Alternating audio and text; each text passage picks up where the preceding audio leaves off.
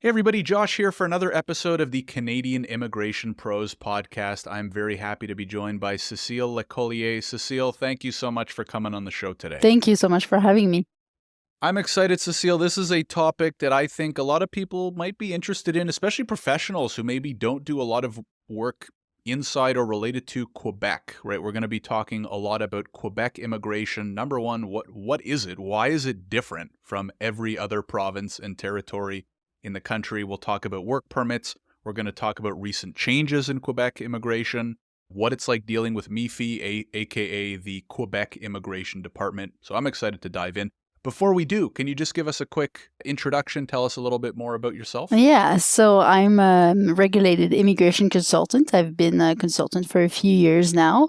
Before I was a consultant, I was already working in immigration, but before that, mostly in French immigration because I'm originally from France and I moved to Edmonton almost 5 years ago now.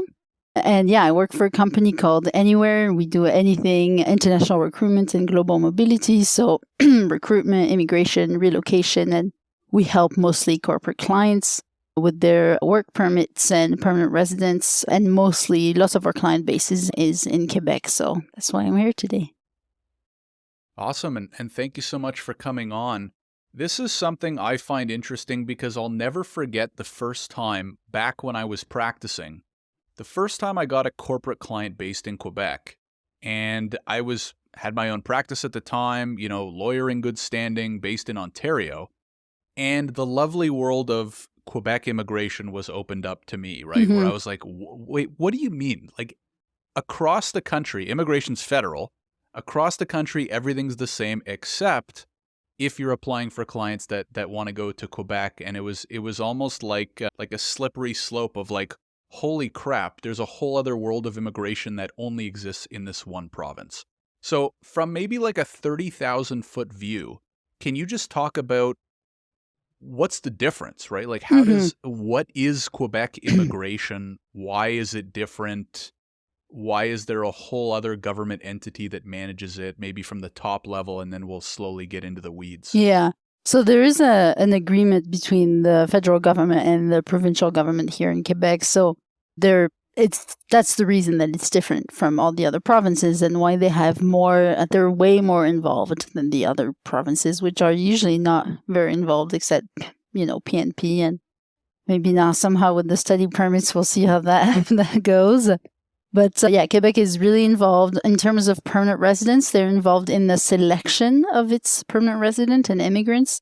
And the federal government only looks at the admissibility, really, and a few other things. But they're more in charge of deciding the criteria of who is going to be allowed to come into the province. And they have their own immigration plans as well. So numbers of immigrants they want to have in the next few years. And so they have their own immigration law, their own immigration regulations, and their own portals and their own system. So, it adds, we still have all the layer of the federal government, so we just have an extra layer of system and platforms and everything. And we, as immigration consultants, if you're an immigration consultant, you also have to be regulated with the MIFI. So just because the laws are quite different. Right. And at the lawyer level too, like I was practicing, I'm licensed by the Law Society of Ontario. And what I learned the hard way was that unless you get special authorization, yes. I couldn't even file an application in Quebec. Yeah. So that was like a brutal month because I was like scrambling to try and meet this client's needs while learning what the heck Quebec law was and trying to get authorized so I could even submit it. Yeah. And what kind of interested me, Cécile, was, just how involved, like and maybe what we can talk about is the difference between at the temporary and at the permanent residence level. Because what I sort of understood, this was very rudimentary and kind of introductory, was at the temporary level. So we're talking about international students, workers, and visitors. It kind of seemed like an extra step where like, I'm going through the regular LMIA process. I'm going through the regular work permit process, regular meaning like through IRCC. Right. But I have to submit the French version of the LMIA application. And I have to, apply for a CAQ or CSQ, whatever the heck, whichever one it is. I don't know. You can correct me there. So it was kind of like an add-on, but I still kind of like could follow the IRCC process. When it came to PR, I didn't even bother trying because apparently it's like a whole other ballgame, new programs, has to be in French, French forms, French this, French that.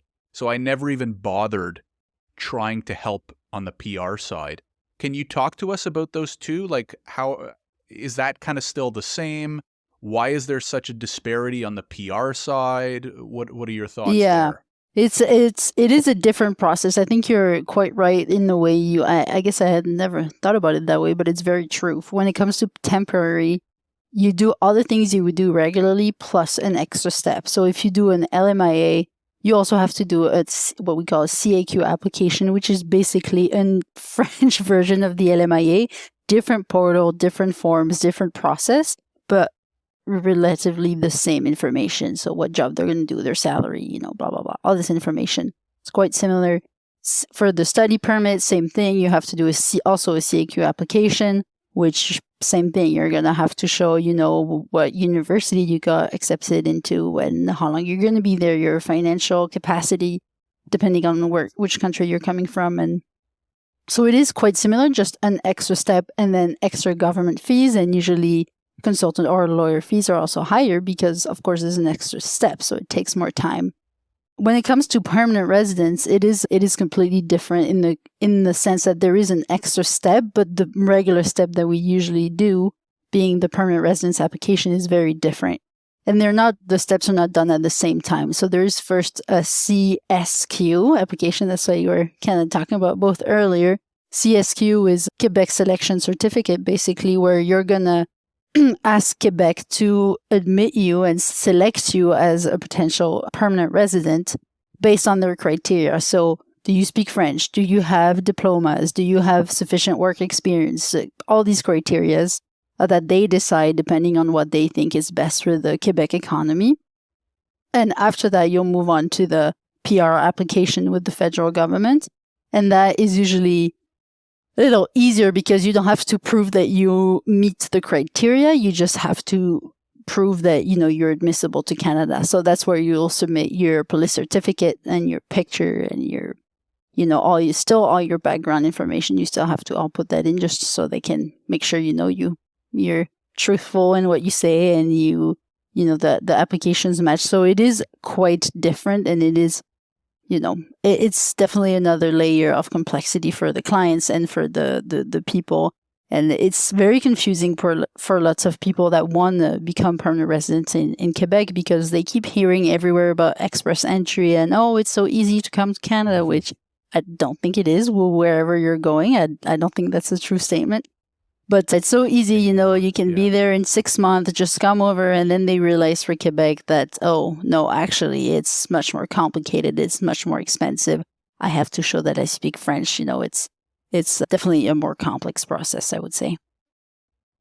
For sure. I mean, and as short as a few years ago, I would argue that it was relatively easy to get PR in Canada if you fell under certain categories. Now I think it's hard for everybody to get PR in Canada, whether you're going to Quebec or not, but, maybe that's another topic we can discuss in a little bit. So CAQ is for temporary. Yes. CSQ is for PR. Yes. That's great. I've learned something new today.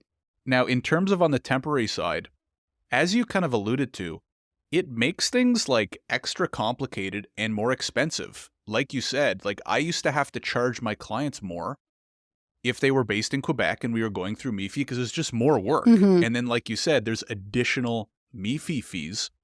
Do you see this as, like, number one, is this intentional? Is the Quebec government, I don't know, like most other provinces, like they need and are trying to promote bringing in the right workers to fill labor shortages?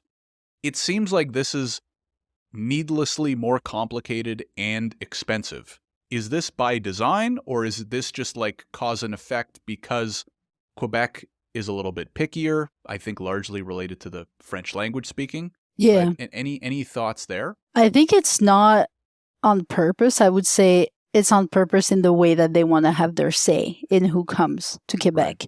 So I don't think they're trying, obviously, I'm not in the government, so I wish I could be and, know all this information. But I don't think they're trying to make it complicated. I think they're just trying to make it so they have a say.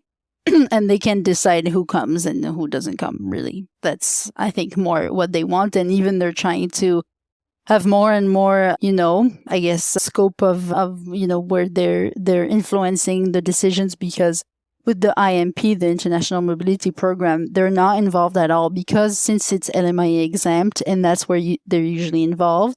With the IMP, they're not involved at all, and I think they're not super happy with that. So we can talk about it later when we talk about the French requirements, but they're trying to add that to the IMP, which is complex because it's under the federal scope. But IMP, for those who don't know, is LMI exempt work permits. So is what you're saying that programs like the Francophone Mobility Program that allow employers to bring French speakers to Canada in any province other than Quebec, ironically. So you're saying that Quebec doesn't take part in some of these or all of these LMI exempt programs because that means that they have no say in the process? Because I guess if you're going through IMP, all you need is the employer portal and the work permit application, none of which go to MIFI. Yeah. I'd never put two and two together like that. That's not really why they don't go there. I think they want to be involved, but they're not, because it's federal scope. So they want to be involved a little more. We can kind of jump about the French requirement, but it's really starting to be a lot more common that the Quebec government is adding requirements that people, when applying for a bunch of different programs, will need to speak French to be eligible. And one of the things that they are trying to implement, it's not yet enforced, but they're really pushing for it, is for once you renew your work permit and you've been here at least 3 years, they want to require you to speak French, at least at some level. I can't remember exactly what it is. Oh, it's CLB. Oh, I can't remember exactly. I can't remember if it's 4 or 7. But they really... Just for a work permit extension. For a work permit extension, if you've been there 3 years. Wow. But that they can do quite easily if they make it a CAQ requirement. But with the IMP, they're not involved. So they can't, as of yet, they cannot require it. So they're trying to find an arrangement with the federal government where the federal government will make it a requirement for applicants that will work in Quebec, basically. But it seems from the information I have, they haven't been able to find that arrangement yet. It's kind of crazy to me. And one thing that I've learned probably only in the last year since I've spoken to more French or Quebec-based firms is how much more difficult, confusing, and expensive it is. Meaning more employers and more prospective immigrants need to use lawyers and consultants. Because they're like, not only is immigration hard to begin with, but navigating all this MIFI stuff is like twice as hard, right? So it almost just causes even, not that this is necessarily a bad thing. I don't know. We could talk about like access to justice, etc. But like, it just means even more companies and even more aspiring immigrants have to lean even harder on hopefully regulated immigration professionals like consultants and lawyers. Yeah. Does this really, Cécile, it seems like it all just, like we could talk about TR and PR and this and that.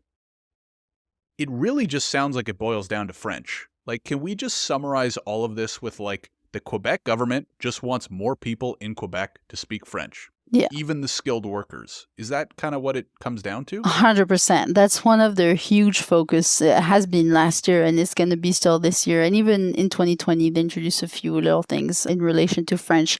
I think they're just really scared that the English takes over. So they're really pushing. They've taken a bunch of laws. Before they changed the immigration rules, they introduced a law where, if you're a new immigrant and you want to be helped at government's programs, so I don't know, with your driver's license or with the health, the health program, etc., before they would be able to serve you in French or English. Now, if you've been here at least 6 months, they have to talk to you in French. But 6 months is nothing. Like, it's, how can you learn the language in 6 months? So that's just as, general rule. And now with immigration, they're really pushing for you to speak French. So it used to be that you could apply to a program that's called the Quebec Experience Program, which is very similar to the CEC, Canadian Experience Class, which if you've worked here 2 years, used to be 1 year, but they made it 2 years a few years ago. If you worked here 2 years in a skilled position, then you are eligible to apply for PR. First the CSQ, then the PR with the federal government. And this was, and it still is, a really good program. It's very useful for lots of people who want to transition to PR. But recently they added a requirement that you speak French. So that means, if you don't speak French, you're not eligible to this program, meaning you would have to go to another program, which is very similar to the skilled worker program, where it's a point system, depending on your diplomas, your experience, your age, if you have kids, if you've lived in Quebec previously. So that used to be a way where people would say, oh, yes, I have 2 years of experience, but I don't speak French and I can't, for many reasons. There could be lots of reasons people can't or don't want to learn French. They would go to that program. But recently they made it so that even with this program, you still have to speak French. You still have to show that you can speak French. So there's basically no PR programs right now that do not require French, proof of French speaking mostly. It's mostly oral capacities. Wow. And what do the corporations or the employers think about this? Because I think back to this one company I had, they were in tech and they were in high tech, I don't know, some sort of tech that I don't even understand, right? Mm-hmm. And they just couldn't find people in North America with the experience that they needed. So what would they do? They would go to countries like India. There was like a small number of countries where they could even find people that had the necessary experience.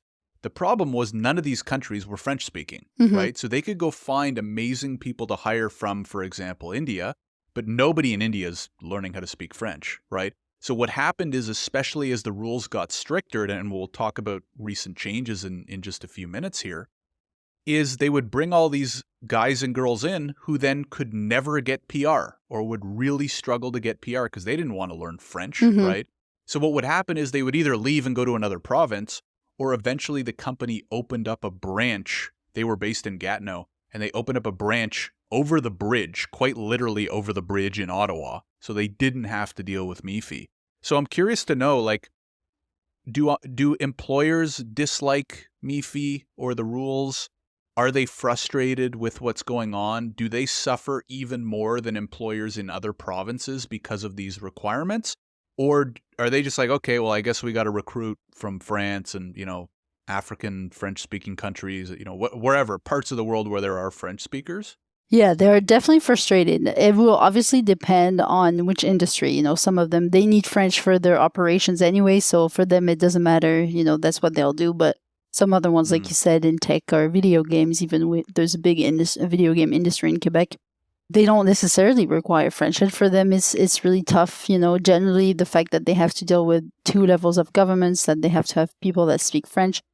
I've had the exact same case as you recently, where one of my clients emailed us because one of her employees basically threatened to quit if they didn't open up a branch or find a way basically for that person to become a permanent resident, which one of the way was opening a branch in Toronto and having him being transferred there. So it's definitely frustrating. And with the French, it's also complicated because it gets hard to find the people, even if you are trying to find someone that speaks French. I mean, it's a little less true now with how the economy is and how the tech industry is, not what it used to be. So there's more people available. But whenever they would try and go find someone that speaks French, you go to France, you go to Morocco, Tunisia, Algeria, lots of, African countries. But there are only so many people, and there is a lot of competition within the tech industry. The salaries are really high and the benefits are quite high as well. So they're trying to fight to find those people. So sometimes, you have, like you were saying, sometimes you cannot find the right people in the French-speaking country. So you have to go to another country. And then even if you find someone that does speak French, maybe they won't want to go to Quebec, because if they only speak French, they will probably want to go to Quebec. But if they don't, they might want to go to Toronto or Vancouver or somewhere else, Calgary, whatever. Especially because now there's kind of this, what I see as an unhealthy competition between the federal government and the provincial government. Because the federal government is trying to encourage French-speaking people to settle outside of Quebec, which is great because we're trying to make the country actually bilingual, which it's not really right now.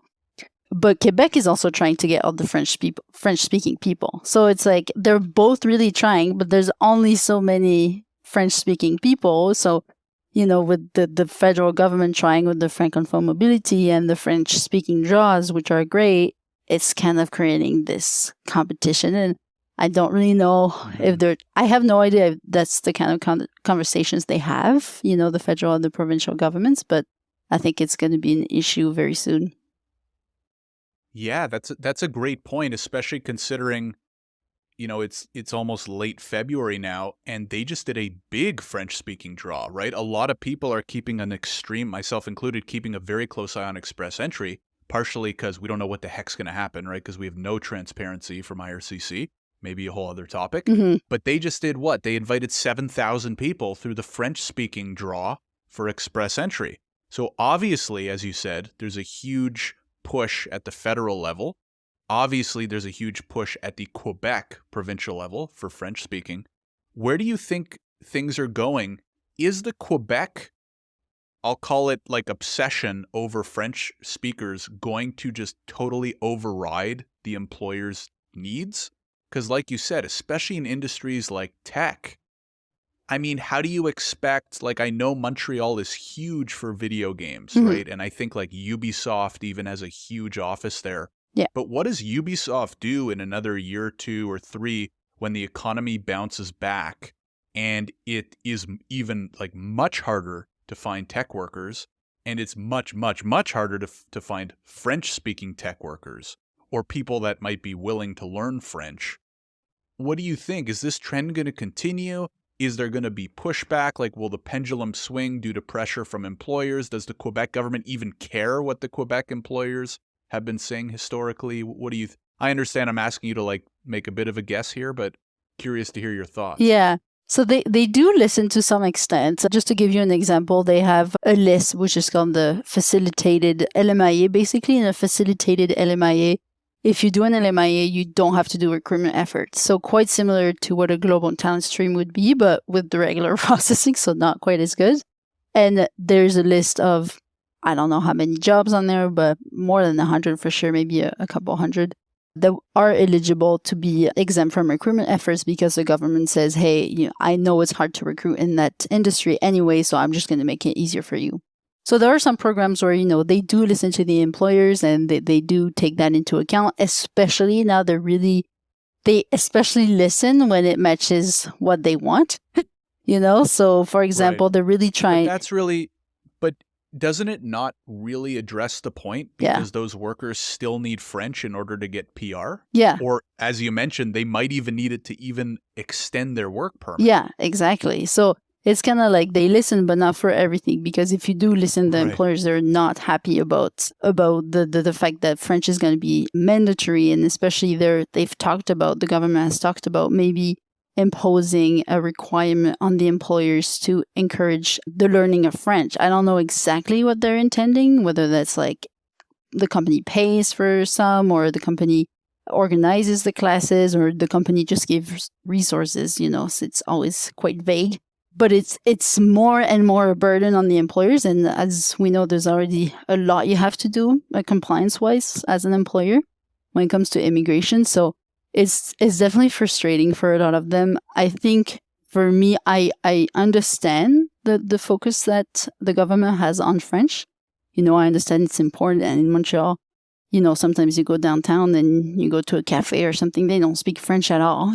Obviously I don't mind, but it is a fact that in the big cities, you do find more and more people that are not able to speak French. So I understand that it is one of their focuses. I do wish they would address it differently, maybe prioritize applications that speak French, and then the other ones just go through the regular process, or do specific draws for people that can speak French, or maybe a really high level of French. I don't know. I think there's another way to go about it that is not so frustrating for the employers and the employee, and especially some of those people arrived before the French capacity was a requirement. So now they're kind of stuck. I've had the case of someone from Spain. He's like over 50. He's super busy at work. He has teenager kids. Like, he doesn't have time to go to a class to learn French.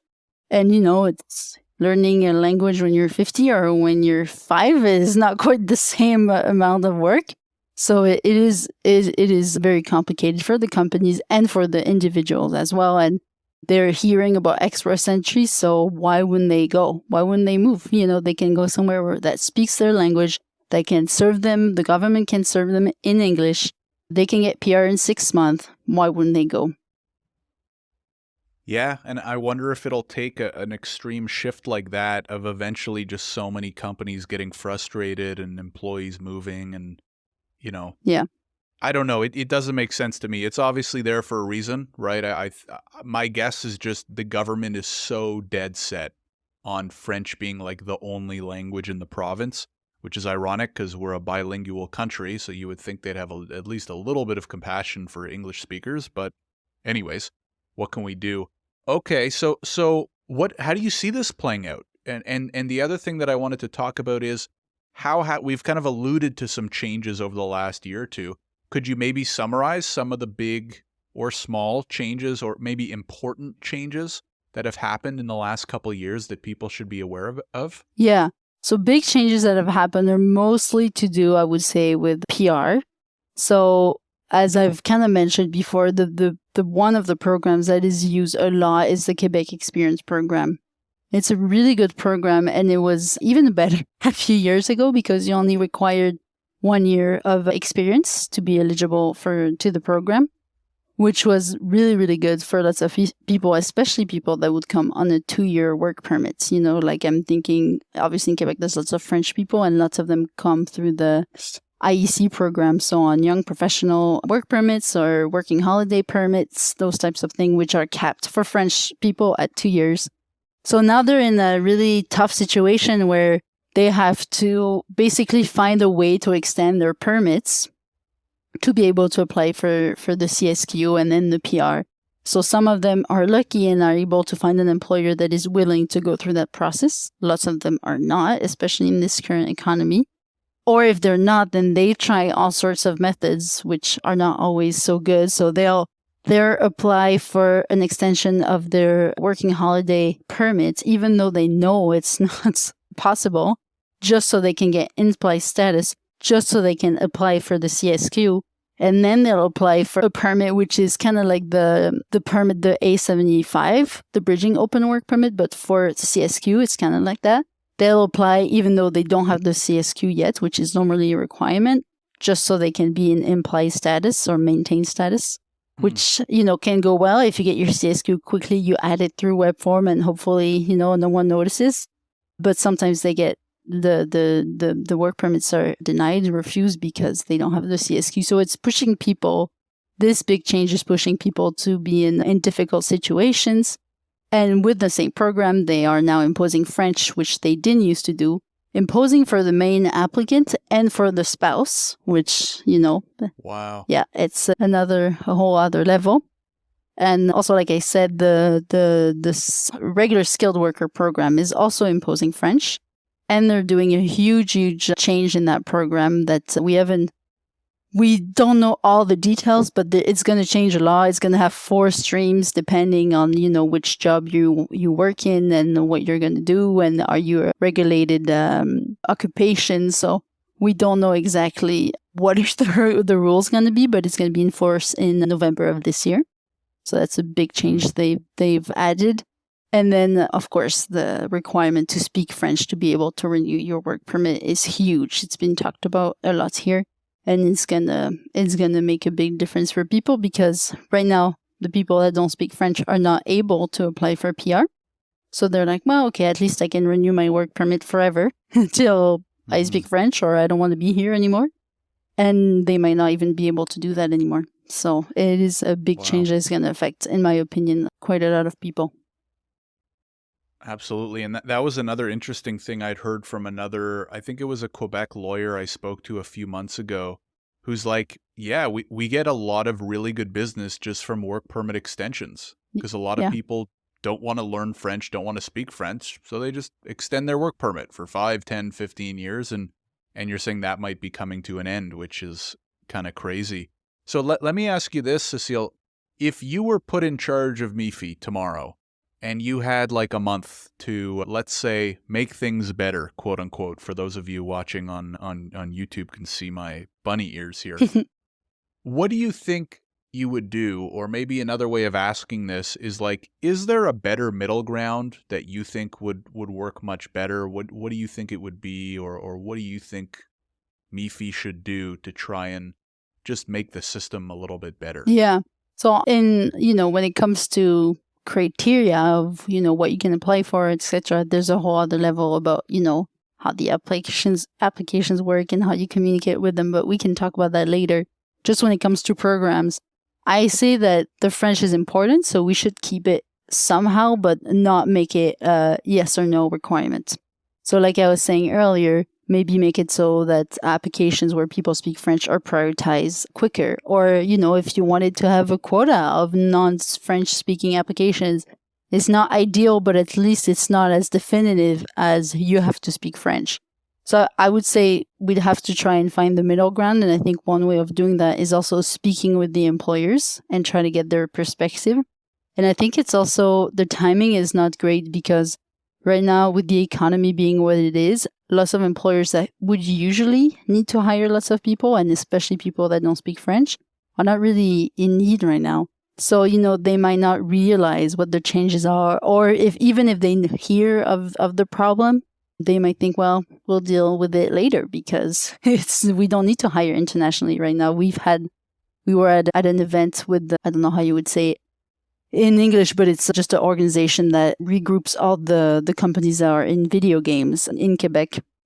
They were having roundtables about lots of topics that are important to them HR-wise, and one of them was relating to immigration. And the feedback that we got was, yes, it's going to be tough, but right now we're not really hiring internationally anyway. We're more focused on, keeping the people that we have and renewing their work permits. So I think eventually it's gonna come back. I think it's gonna come up big time. Hopefully sooner, because I want the economy to pick up back up sooner than later. But yeah, to answer your question, I would definitely try and find a middle ground for the French. Still accept people that don't speak French. Maybe prioritize the French speaking people, and then talk to employers more and be more, be able to adapt your programs quicker. But of course, that's a problem that's everywhere, I think, Canada as a whole. Yeah, I mean, especially at the government level, and I think it's a pretty good segue into the last topic I wanted to cover, which is, as many of us know who've dealt with immigration, especially as professionals or applicants as well, communicating with the entities or the government organizations can be, not fun, to put it lightly. What's it like as an immigration professional communicating with MIFI? Can you compare, maybe what it's like communicating with them versus IRCC or ESDC? Are they good? Are they bad? Are they in the middle? Curious to hear. I have a few thoughts too, because I did have to deal with them a little bit for a couple of years, but curious to hear, especially now over the last few years and since COVID, like, have they adapted to COVID better than IRCC did? What are your thoughts there? So they're better than IRCC, in my opinion, because at least you can talk to someone, whereas IRCC is close to impossible.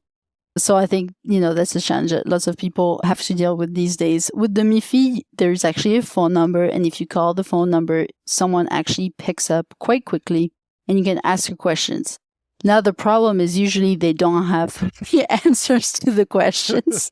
So that's another challenge that we have. I can give you an example. I had one client that was a school board, and the school board was trying to figure out how did the eligibility work for the permanent residence program, the Quebec Experience program, because it requires 2 years of experience, but the teachers are not working during the summer.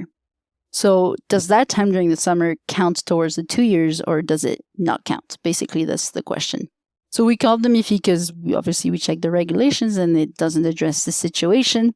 So we called and tried to get some information, and the answer we got was, someone said, because we called 3 different times, someone said, yes, it works. Someone else said, no, it doesn't work. And then the third person said, I don't know, try and see what happens.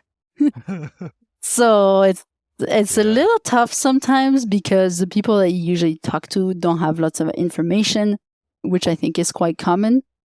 Another problem we've had with the MIFI is that up until very recently, everything was still done. Not everything, but most things were done on paper. So any applications you were submitted, you would have to send through the mail, which, is not ideal in 2023 or 2024.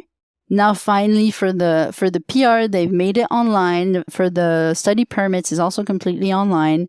And for the work permit, so for the equivalent of the LMIA, what we call the CAQ, they finally transitioned online since January 22.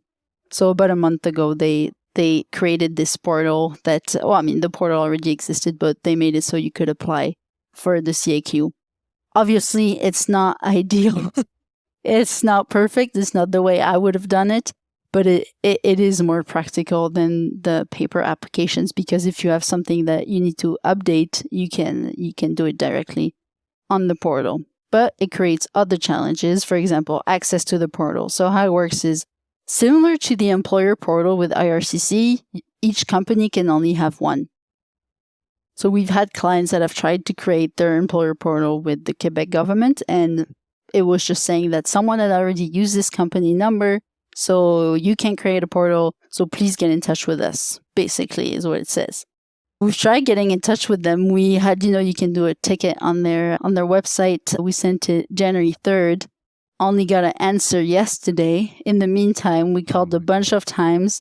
Every time we called, they was saying, call back. I added a note to your request, call back in 3 days or call back in 5 days. And to this day, we still don't have access to the portal. So in the meantime, obviously, the employer cannot submit applications, meaning it's putting its employees at risk of having their work permit expire if it's renewals and, delaying the whole process. So it's always quite a challenge trying to get information that is specific, and of course, if to know the basic information as lawyers and as consultants, we know that we've studied it, we worked through it. So when we call for questions, it's usually because they're quite niche, and usually it's really hard to get answers. Sometimes they introduce new forms and we call to get clarifications on what they mean by these questions or what kind of answer they're looking for. And sometimes they're not even aware that there is a new form. So it's a bit challenging with the MIFI. Right. So it sounds like a lot of the same in the sense that, some governments are good at some things, bad at other things. Yeah. But across the board, what I've noticed is, number one, government implemented technology is usually not good.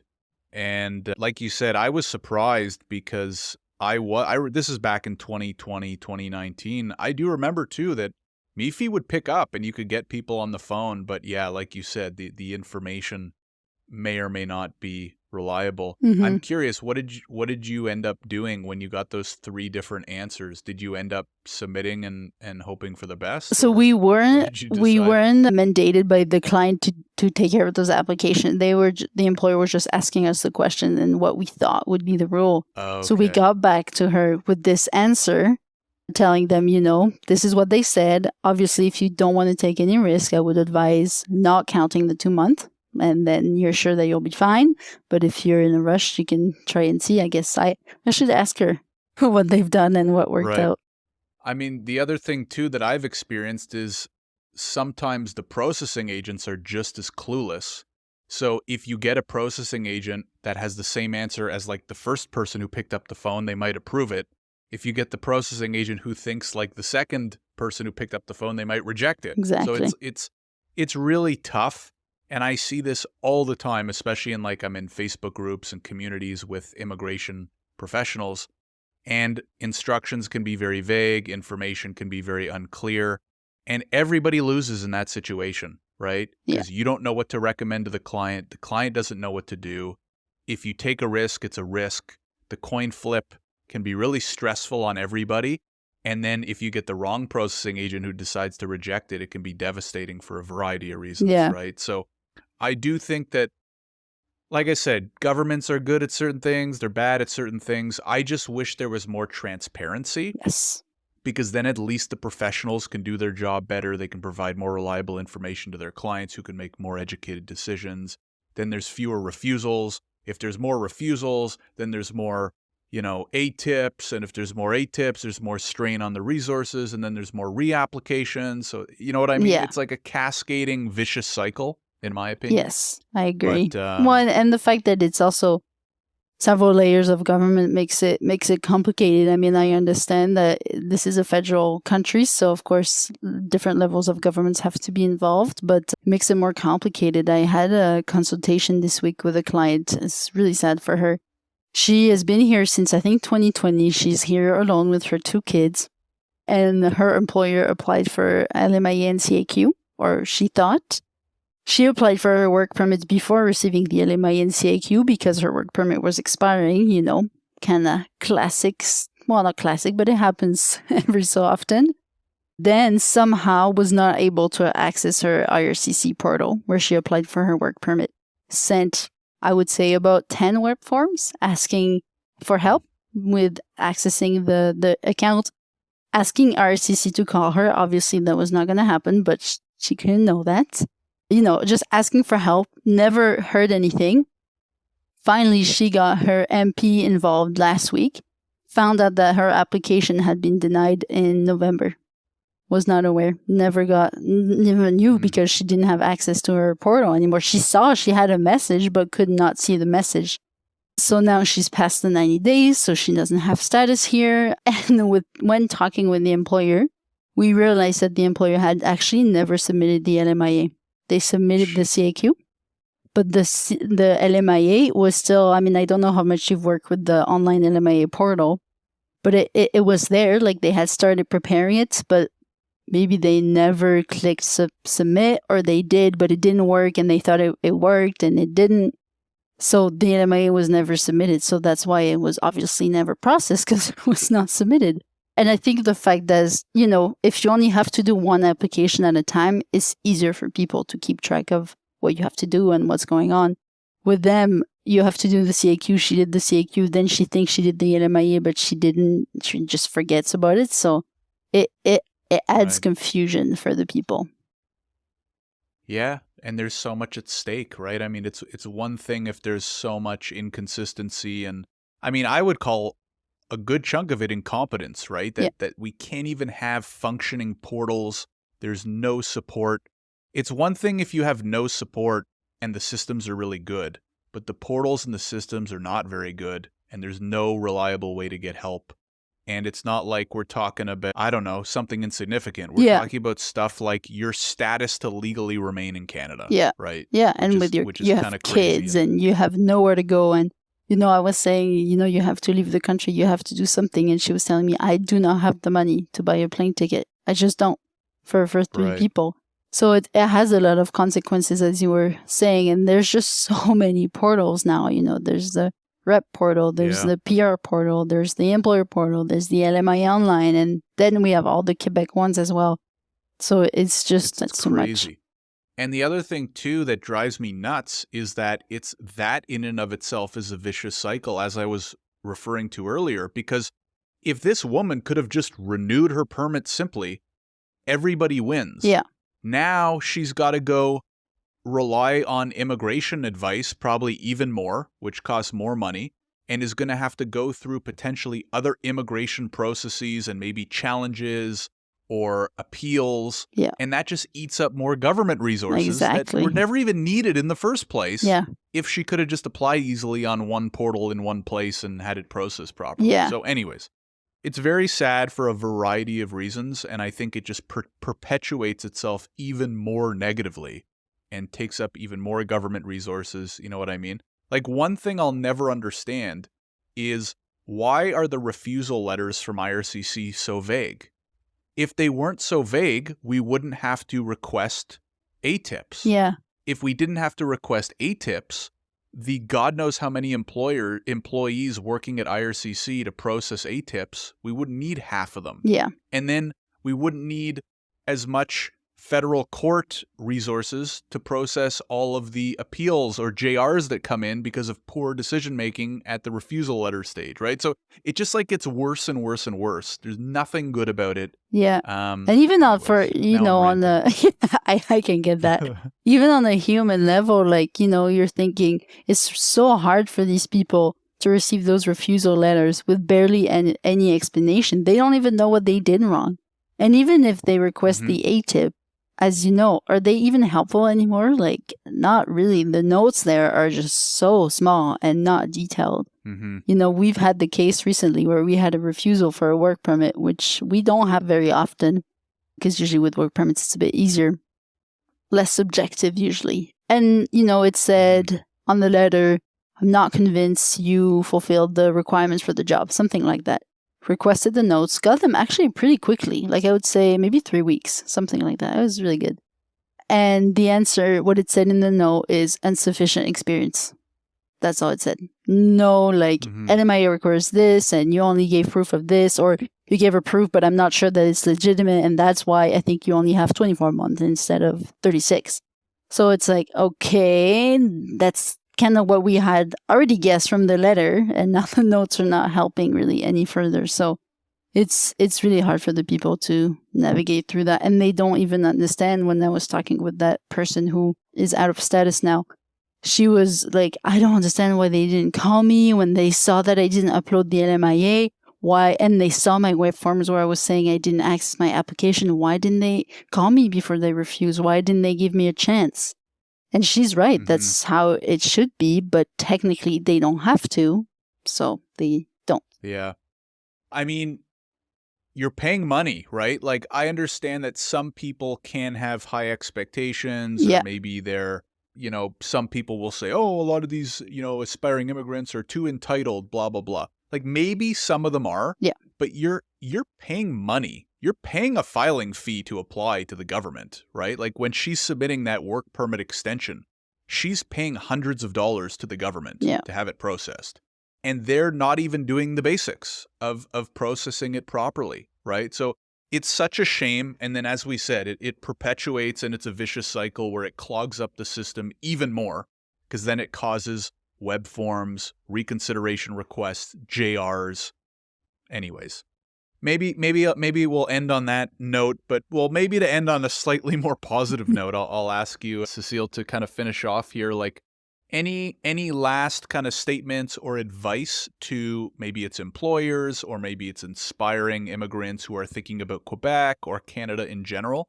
Like, any pieces of advice you might give to kind of navigate things more positively moving forward? Yeah, I would say, to end on a positive note, like, it's not all bad. There's lots of good things about the system, and I've worked with the French immigration system, and it has its own faults, which are different from Canada, so I can compare and, notice the positive. One of them being, even though there's so much info, if you look into the websites, you can actually find it. So many times in France, you didn't have the information or conflicting information on the website. So, there are lots of good things. There are lots of good programs, lots of things that work really well. It's just, of course, not perfect, and there's still lots of things we can do better. And then when it comes to advice, I would say there's, lots of things we could say, but make sure that your applications are as thorough as possible, whether that's if you're doing it on your own or with a representative, whether that's fully or just as, with consultation and review of your applications. Make sure that they are thorough and that they respond to all the requirements.